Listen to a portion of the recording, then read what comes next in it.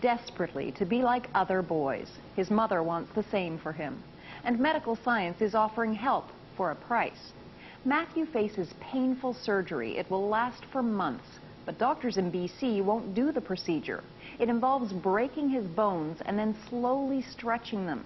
That means U.S. doctors and a bill for more than $200,000. Here's Mike Henniger with growing pain. There's the reality, and then there's the possibility.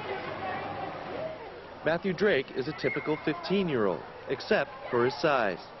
He's the same height as 9-year-old Rachel Whitehead. They both have dwarfism. The difference is that Rachel has had dramatic limb lengthening surgery. I've been thinking about it for, I don't know, a long time now.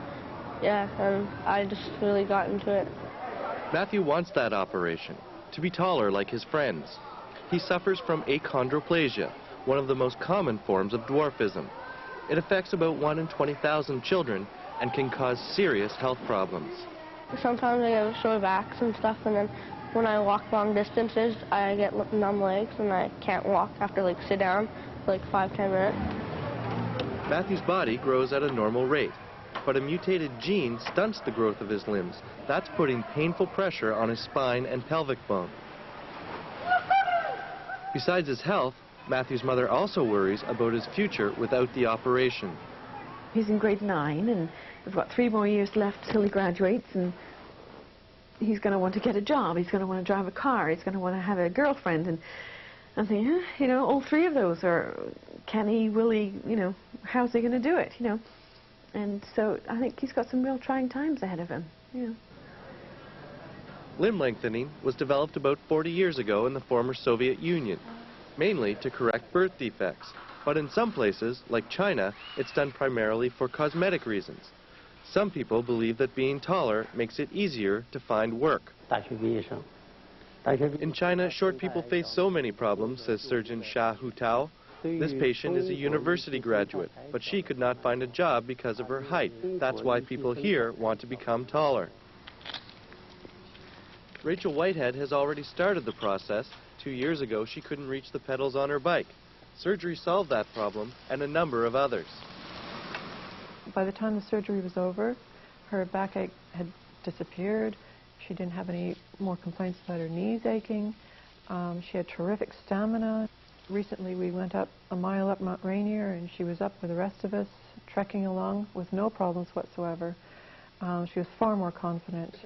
But it hasn't been easy. You can see on the x-ray that there is a lighter portion, which is actually the new bone, which is added. Rachel's upper and lower legs were broken and fitted with a bone stretcher. Just turn once at those marks. Pulling her bones apart by about 1 millimeter, allowing the bone to grow between the breaks.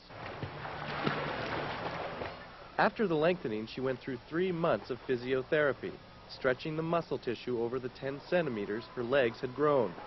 It's a lot of pain, but it just works out really great, and you feel like a normal person.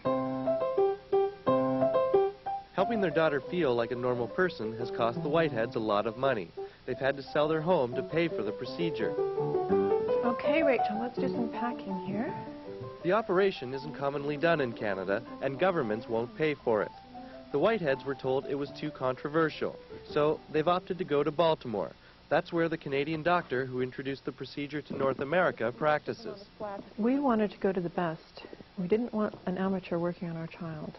Somebody who's done leg lengthening for another type of a disability, for instance, a person who has one leg shorter than the other, perhaps could do a good job. We don't know. But we do know that there have been complications in the past with achondroplasia and people lengthening, people with that condition, and we didn't want to take the chance. Despite Rachel's success, there are risks. The bones may not heal properly, they could turn out uneven, and there's always the danger of infection. But Matthew Drake is willing to take those risks, believing that the benefits will outweigh the pain. Get off it! I could be able to skateboard easier. I can do tricks. I can walk long distances. I have less back troubles and stuff. I probably wouldn't need further surgeries when I'm older. There's gonna be pain involved, I know that, but it's going to be a long time, but I don't know, it's worth it. Yeah, you need new bearings. I'm stuck in there. Now, the Drakes are trying to find the money to pay for Matthew's surgery. It's expected to cost more than $140,000 US.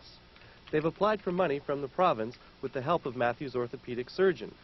Dr. Stephen Treadwell at Vancouver's Children's Hospital wrote a letter to the government recommending Matthew have the surgery in Baltimore, a letter he agreed to write after seeing the operation's effects on Rachel Whitehead.